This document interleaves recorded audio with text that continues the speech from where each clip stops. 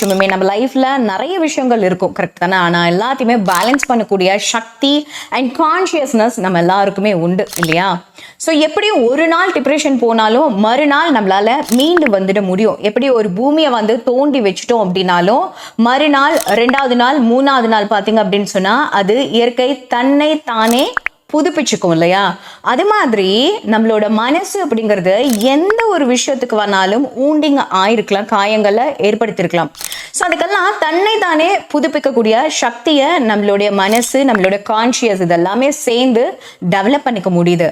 ஆனால் இந்த லவ் ரிலேஷன்ஷிப்ல மட்டும் உருவாகக்கூடிய அந்த ஊண்டிங்கை பேலன்ஸ் பண்ண முடிய மாட்டேங்குது.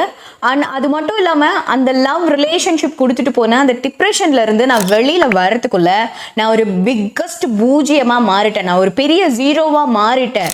அந்த ரிலேஷன்ஷிப் என்னை வந்து பெருசாக வந்து டிசப்பாயின்மெண்ட் ஆக்கிட்டு போயிடுச்சு, எம்பாரசிங்காக இருக்கு, நான் இதுக்கப்புறம் பொழிப்புனா வாழ்வுனானே எனக்கு தெரியாத அளவுக்குலாம் என்ன ஆக்கிட்டு போயிடுச்சு அப்படின்னு சொல்றவங்க ஏராளம் இல்லையா?